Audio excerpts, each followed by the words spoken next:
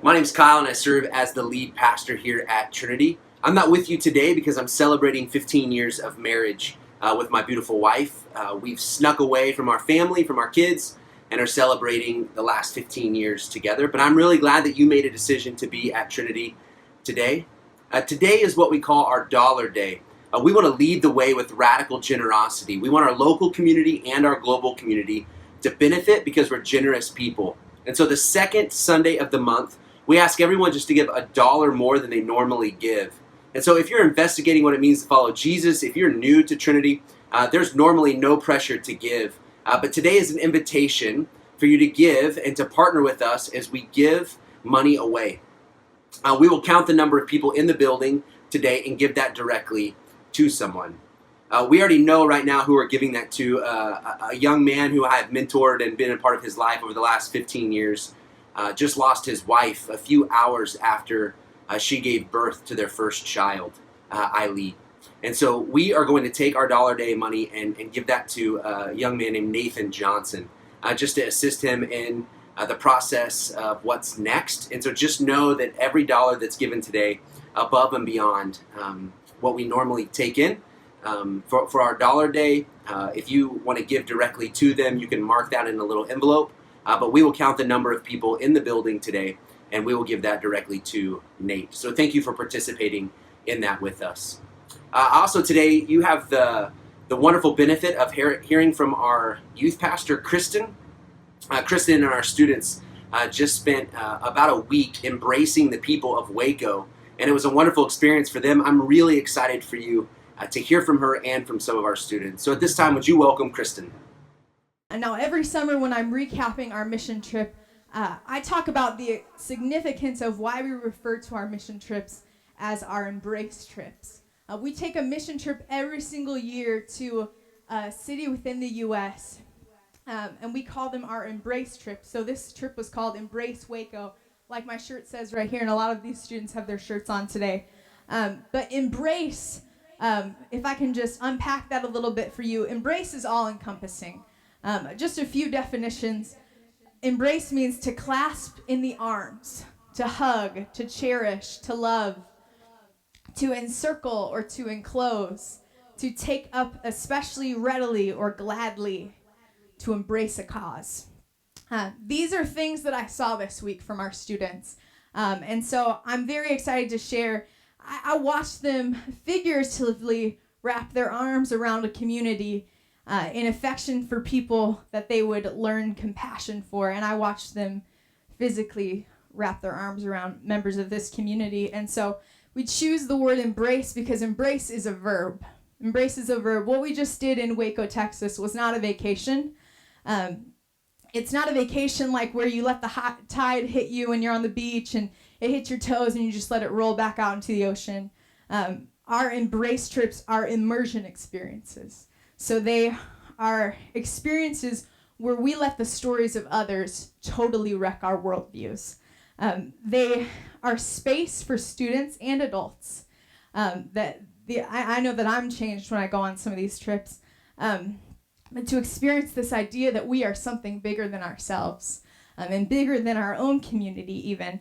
And so for a lot of our students, this is the first time that they'll experience that sensation. And so that's really important to us, that we take them to a place that they can have space to experience it. The phrase that I often use when we talk about our embrace trips is that we are embracing another community to understand how to better embrace our own community. We're embracing another community to better understand how to embrace our own community. Because we don't go on these trips because God is finished with us here in North County, right? We don't go on these trips because we don't have work to do here. I think that we would all agree that there is plenty of social injustice in our own neighborhood, right? There's plenty of that. But we take these trips to empower students and inspire students and help them to understand that they have something to offer. For the first time, maybe they're working with their hands and they realize that they're really gifted at that. For the first time, maybe they're talking to people that they don't know and they realize they're really gifted as a communicator, as a friend, and they have that gift of hospitality. Those are things that you recognize when you have space to recognize them. And sometimes I think it takes getting out of our own neighborhood in the place that we're comfortable and somebody has given us a role and said, this is your role and you do this, to get into a different space and say, go at it. This is the job. Let's see what your tools are. Let's see what you bring to the table. 1 Timothy 4:12 says, don't let anyone look down on you because you are young, but set an example for believers in speech, in conduct, in love, in faith, and in purity. Let me read that for you one more time. 1 Timothy 4:12. Don't let anyone look down on you because you are young, but set an example for the believers in speech, in conduct, in faith, in love, in faith, and in purity. And this is the verse that we hope to teach our students on trips like these, because we are investing in them, and we want them to know that they are worth our investment. I'm so thankful to be a part of a church that gets behind our students. I want to let you know that's not something that I take for granted. That's not something that I take lightly, that you get behind our students no matter what it is. I'm thankful for a church that embodies this core value. We believe in and will wholeheartedly invest in young people. That's one of the core values at Trinity Church, and you folks embody that. And I am so thankful to call you all family. I don't know what church, when there's a fundraiser, you all show up. Even if it means being the only vegetarian at a barbecue. You're there, okay? And I want to tell you, that's not something I take lightly. I see your investments. I see you showing up for our students, and that speaks something. Maybe you don't think that says a lot to them, but that says a lot to them. When you believe in them to show up. I know several of you support our students in prayer. That's huge, to pray for our students. Many of you have built relationships with our students.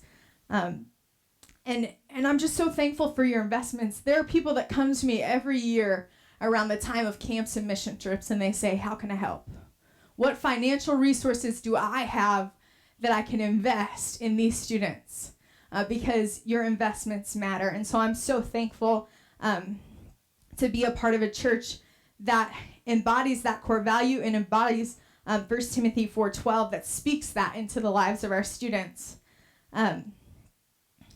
We want to let our students set an example for us. We want them to set examples for us in speech, in conduct, in love, in faith, and in purity. And does that mean that they're always going to be perfect? No. I think we see the imperfections and we hold on to those imperfections, but it wasn't that long ago that I was a teenager, and the correlation between that time in my life and now is pretty similar, because I still make mistakes and people still give me grace. And so that's what we need to offer our students, but we need to empower them. We need to let them lead us in all of those aspects of life. And I want to give an opportunity for a few of our students to share, but before we do that, I want to turn it over to one of my youth sponsors, Melissa Fitzgerald. She actually went on our trip with us. And the reason, Melissa's going to paint a little bit of a picture for us about Mission Waco, the organization that we worked with. But the reason that I want Melissa to share specifically is because Melissa is a big reason that we took this trip. And so I'll let her share a little bit about the organization that we partnered with, and kind of talk, Melissa, too, about some of the things that you saw in our students while you were there.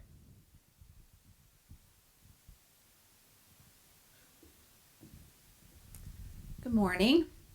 So we loaded up our vans in this parking lot with 20 teenagers, more luggage than you can count, and 3 vans. And that could go one of many, many ways, let me just tell you. So any of you who have ever been on any trip like this, you know that this could be a disaster. It could be amazing, right? So just to kind of give you a little background about me. So it wasn't so many years ago, I won't give you numbers to not date myself, but that I was one of these students sitting over here in one of these pews, and we were taking mission trips as well. And one of the trips we took was to Mission Waco. So when I was in high school, we did some different things than what the students did this time around, but I went as a student to Mission Waco. And I'd taken some other trips before as a teenager, and but this trip particularly really impacted me. And it was a very experiential trip. So it wasn't just, you hear Kyle say all the time that when we go to places outside of our community, it's not because we're taking God there, right? It's not because we have the answers, so let us bestow them upon you. It's mutual, right? We come because we have students that want to work, and they have something to teach us as well. And so when I was there as a student, I learned so much and was impacted so much, and went on to also take a mission trip to Mexico City with Jimmy and Janet Doral, who run Mission Waco, as a senior in high school, and then decided to go back as a freshman in college that summer to intern with them. Now, just to give you an idea, when I went to intern with Jimmy and Janet, they have this massive house. They moved to Waco, Texas in 1978, and it's not the nicer part of Waco where they live. It's a little rough around the edges in their neighborhood. And so when we were there as interns, we lived in their basement. They had a room in their basement. There were 3 of us. We lived there, and we started a thrift shop while we were there. So it was really exciting for me this time around to go with our students, and the work they've done to just change things that are happening in Waco is amazing. So the thrift shop we opened is still there. It's in a different building. They had purchased a movie theater that, let's just say, was not showing Disney movies, and they changed it to a performing arts center. So now they have students and children that dance and do drama, and they have performances there that the community can come see, that their parents can come see. You might have seen the picture of Jubilee Food Market. So they went to their community and said, if we were going to do something, what do we need? What do you want us to do here? What can we together collaboratively come up with that's a need in our community? And they said grocery stores. I don't know if you all are familiar with what a food desert is. There's some real specific criteria, but it's basically an area where there's not access to healthy, affordable, reasonable food. So there might be a quick trip, but that's not healthy, affordable, reasonable food, right? And so that was the case in Waco. So as a community, not as Mission Waco, but as a community, they came together and they bought, rehabbed, and created the Jubilee Food Market, which just opened in the fall. They also have a World Cup cafe, which talks about fair trade. So our students got to learn a little bit about what fair trade is, what that means, why it's important to think about that when you're making your purchases. So I encourage you to talk to some of them about what their experience was with that. But it was really exciting for me to see just all of the changes that have happened because Jimmy and Janet stayed. They've been there since 1978. This wasn't a float in, fix your community, float out. This was a come to a community, learn about that community, become a part of that community, and with your neighbors, make changes, which is exactly what we're trying to do with Empower North County, right? I mean, that I hope comes across when we talk about Empower North County, is that we want to be here for the long haul, because in order to change your neighborhood, you have to be a neighbor, right? And a neighbor doesn't float in and float out. So another, I talked about it, this could go one of many ways. So when we got there, it was so hot. I just can't even describe to you the heat. It was so hot. And of course, most of what we were doing was outside. And we had some students that didn't love that idea, right? As I might not have also. But they worked so hard. There were students that we literally had to say, go in the air conditioning. Your face is red. Go take a break. So, when you talk about the future and, you hear not always great things about teenagers and what our world holds for us when it comes to them, I can attest that I just spent a week with teenagers that I'm excited about what they'll bring to our world as they grow and experience more things and become leaders. And I think we should have t-shirts made for all of the students that had blisters on their fingers from all the shoveling, because it wasn't... Georgia, I saw your hand go up. It wasn't glamorous work that we were doing. It was dirty. It was hot. There was a lot of work that wasn't what you might anticipate with a mission trip, right? Because you saw us with the young kids, and that was fun, and we did that a couple of hours, 2 days. But where the rubber meets the road in this kind of a trip is when they have to do something that's not comfortable, that's not fun. And they did it, and they did a great job. And what I can tell you just from my own experience is my time at Mission Waco really laid a foundation for what I would continue to do throughout my life. And still, I stand on that foundation of what I learned while I was there and what I continue to learn from people like Jimmy and Janet. And what you can't underestimate is that God works in our lives as we grow, as we mature. And I can promise you from the discussions that I've had with these students, because a week and 30 hours in a van is a long time, right? They learned a lot, and God is stirring in their hearts, and God's stirring in their hearts to make them want to do something here, to make them want to do something bigger than themselves. And I think that's a huge lesson for us to take away, because I know a lot of adults that would have struggled with our week in Waco because there wasn't the fun, enjoyable time that some of us might have liked with a trip a week away. But I just want to encourage you all that literally some of you in this room invested in me as a teenager. And I just want to encourage you to continue to invest in them as teenagers, because what they will bring to our church, what they do bring to our church, what they'll bring to our community it's going to be amazing for you to see. And I promise you that you won't be disappointed when you listen to them and get input from them about what God's doing in their lives and what they learned on this week in Waco. So thank you.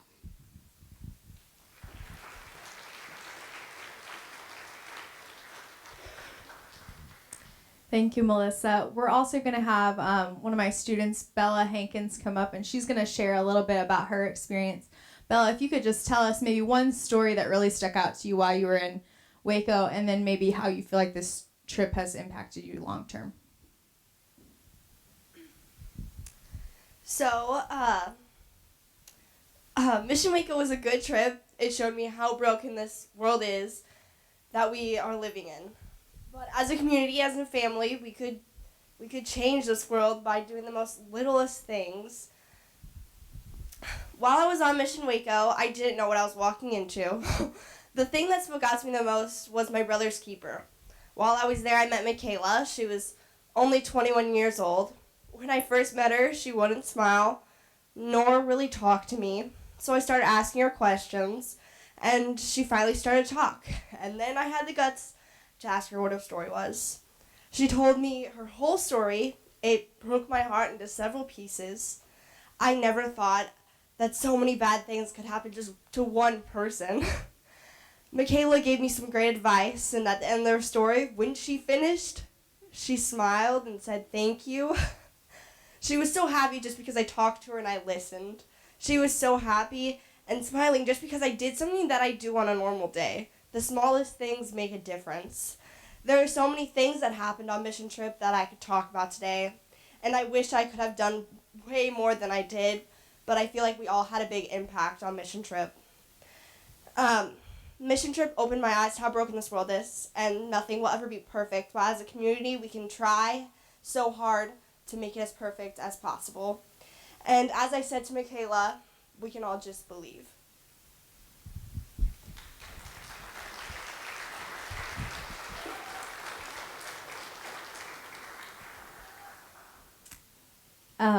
Thank you so much, Bella. That was awesome.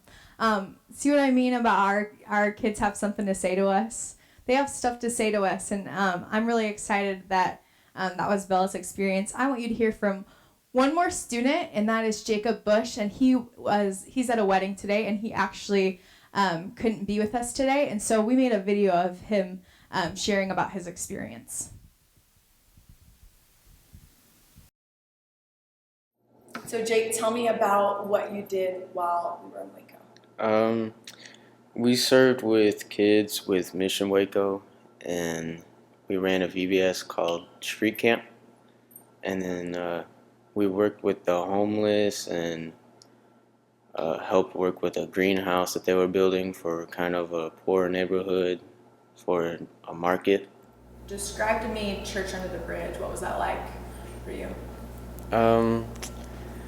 For me, it was just a really cool church where everybody's pretty much laid back on what you do. It's, rich, poor, black, white, anything. They don't judge you from where you came from. They don't judge at all. Whether you were educated in the streets or in universities, they don't really care where you came from or the past you've had. They just want you there to serve God. Tell me someone's story that really sticks out to you. So at the homeless shelter, I met a man named Travis, and right away, me and him had an instant connection. We talked about everything, and he told me some pointers out in life that will really help in the long run. He just moved to Waco less than a year ago, and he has 8 siblings. One of them's in Waco, and they won't help him because of his addiction to alcohol. And the day we went to Church Under the Bridge, he told me all this when I bought him lunch. And, it just kind of broke my heart to know that a family would just give up on somebody like that, even when they're trying. And he is trying. He's alcohol free right now and getting a job and getting back on his feet, And back at the homeless shelter, I just felt bad, and then I saw the shoes he was wearing, and they were just these old beat up cowboy boots, and I just gave him my sandals.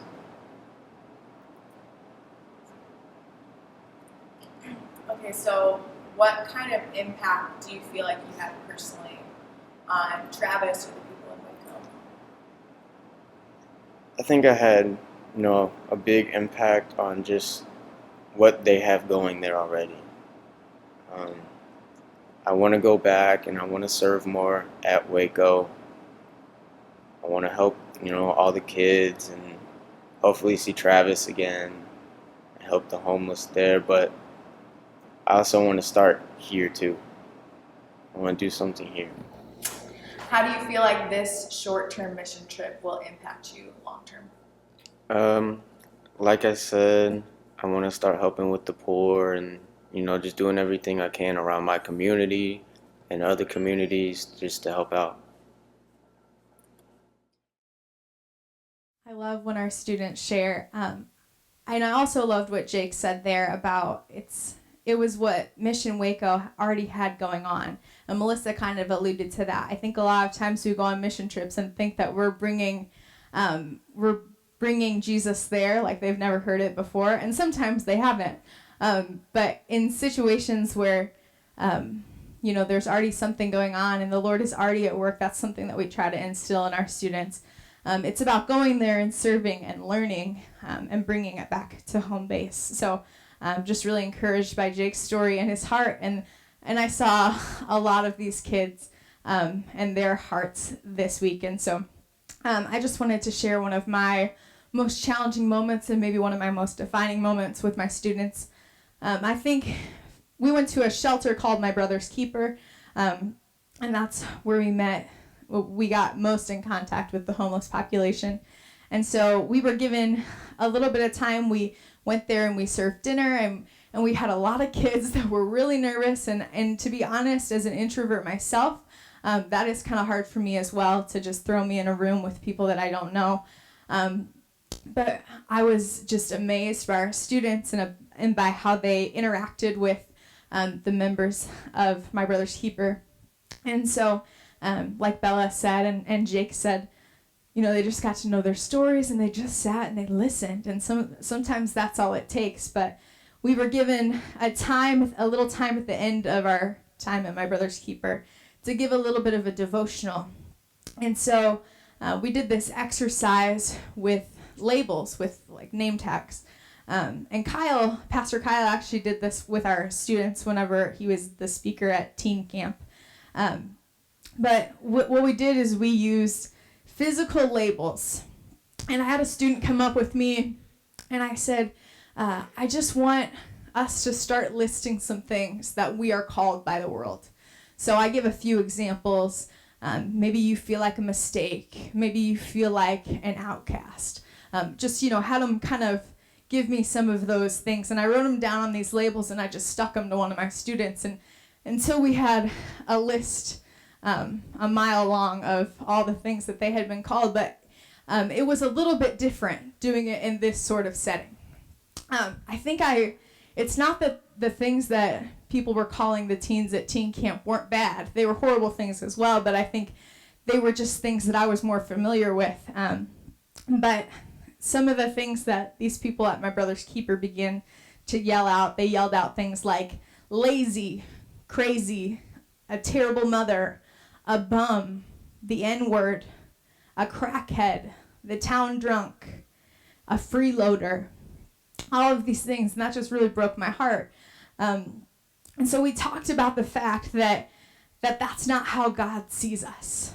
That God doesn't label us in those ways for the choices that we make, but that God saw them and God identified them first and foremost as loved. And so I took all these horrible name tags off this student, and I just put a name tag on her that said loved. And so then at the end, our students began to pass out name tags to the people that they had been talking to, these name tags that said loved, because as children of God we are. And we wanted these people to know that, to be reminded of that at least, even if it's something that they had heard before. So we got back to where we were staying that night, and we debriefed the time a little bit, and a little bit later one of my students said, "Hey, are we going back to My Brother's Keeper?" And I said, it's not in our schedule. We had a pretty tight schedule, and it was the other group's turn to go, and so she said, "Oh, man." And I said, "Well, we'll just see what we can do." So this was a really defining moment for me with our students, because I think a lot of times it's easy to go to a homeless shelter, and it's easy to feed people a meal and to do a little devotional and just sprinkle a little Jesus on there and just, walk away and just feel like, look at what I did. I just graced you with my presence. I feel so good about myself now. But in that moment is one of the moments that I realized that these students totally got it. That they believed that these people were people with stories that were important, and that they were loved by God.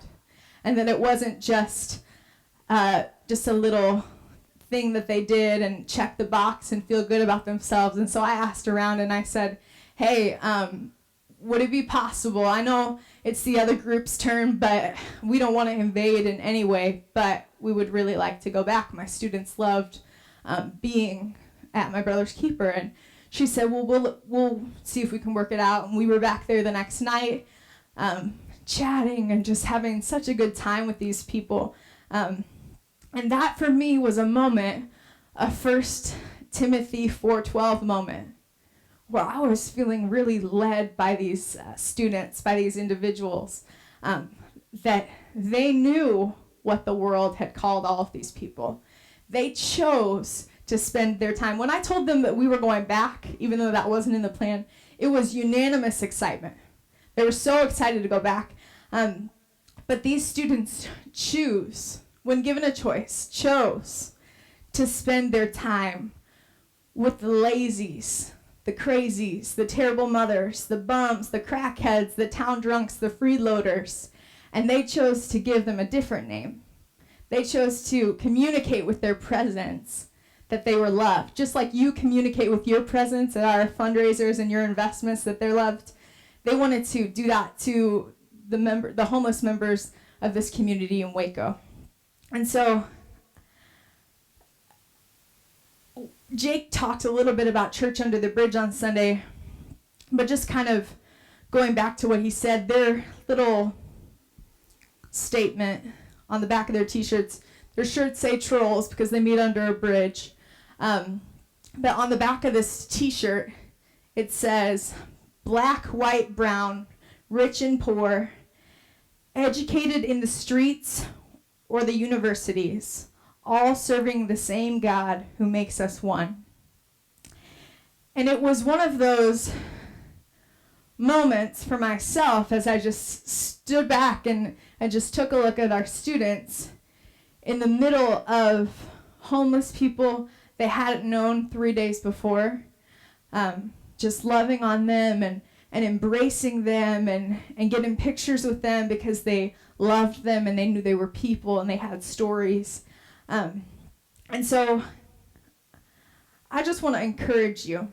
I hope that you understand that even if you didn't travel with us to Waco, that this was your trip too.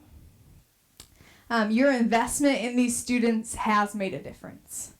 And I don't know about you, but I'm challenged by these stories that our students told, by the speech, by the conduct, by the love, by the faith, and by the purity of these students that it talks about in 1 Timothy 4:12. We say it often, but our young people are not just the church of our future. I don't know if that's a phrase you grew up with. That was a phrase that I grew up with. You're the church of our future, Kristin. I was excited about that. I was really pumped.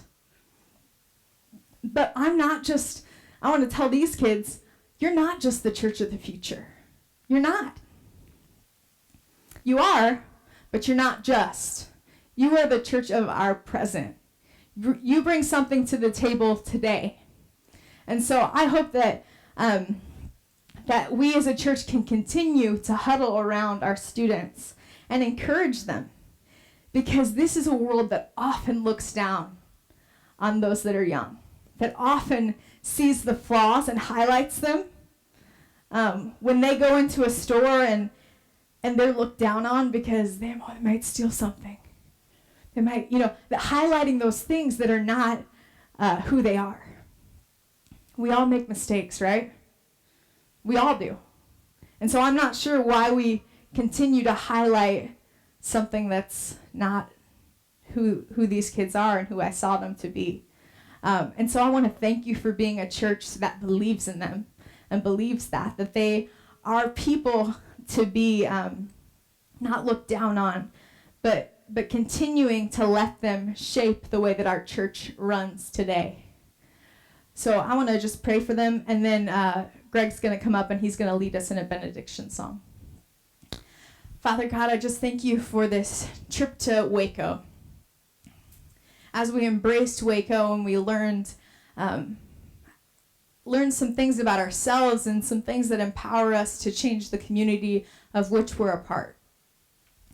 And we just thank you for the hearts of these students and for the ways that they got out of their comfort zone and they led us. They led us as a church. We're just so thankful for experiences like this that give us space and that help us to know that we have a place in the kingdom. We love you, Father God, and we ask your anointing as we go from this place. In your name I pray, amen.